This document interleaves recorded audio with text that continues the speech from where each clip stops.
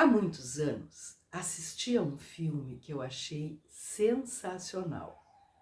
Seu título, A Onda. Tempos depois, bastante tempo, diga-se por sinal, comentei com uma pessoa amiga sobre ele e sugeri que ela o procurasse e assistisse. Após ela haver assistido, me deu o seguinte retorno. Achei interessante, mas o final, nada a ver. E eu me surpreendi, porque o final eu tinha achado sensacional. Então eu descobri que havia duas filmagens. Eu havia visto a primeira e ela havia visto a segunda, que realmente tem um final que deixa muito a desejar. Por que eu estou dizendo isso? Porque a questão de uma semana, mais ou menos, eu encontrei na internet A Onda, o livro.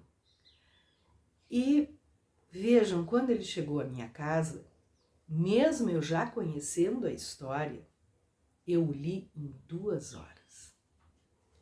E continuei achando a história sensacional.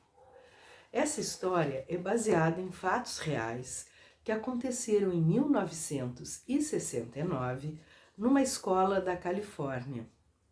Ela narra o que acontece quando um líder carismático, munido de um discurso inflamado, mobiliza jovens dispostos a fazer qualquer coisa pelo poder. Como é que o livro se inicia?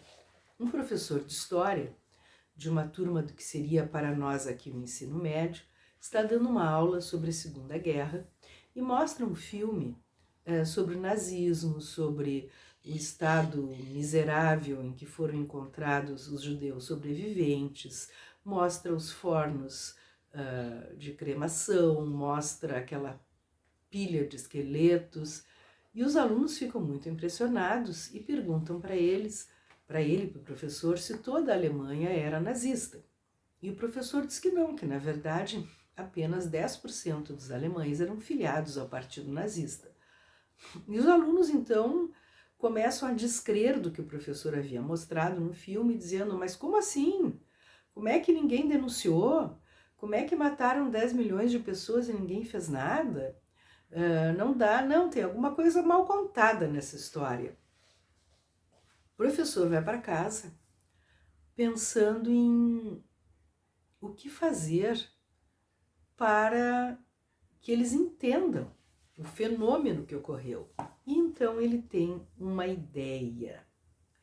Ele decide liderar um movimento focado no discurso da disciplina e da comunidade, bastante semelhantes às premissas que inspiraram os jovens nazistas.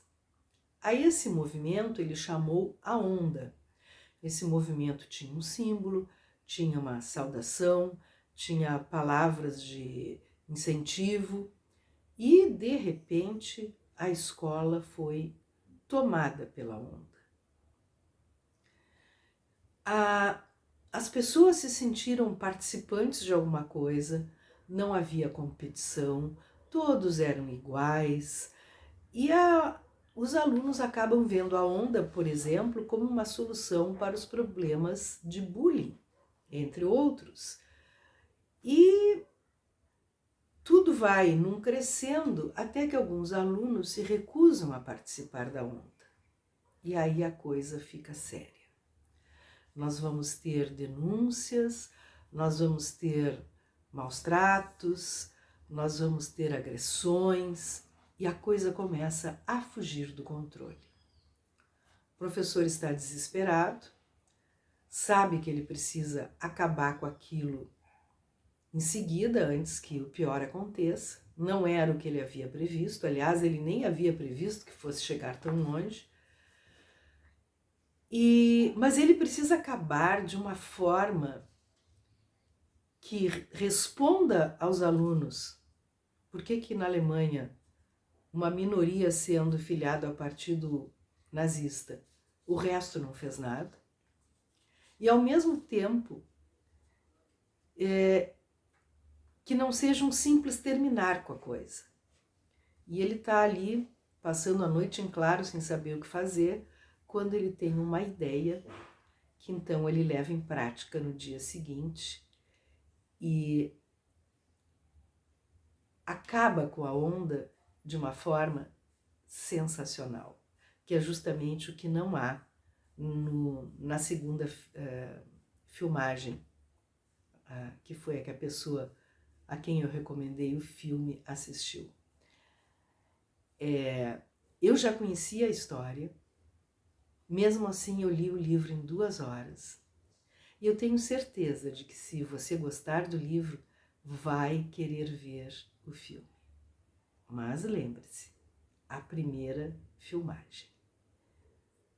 Não perca a onda.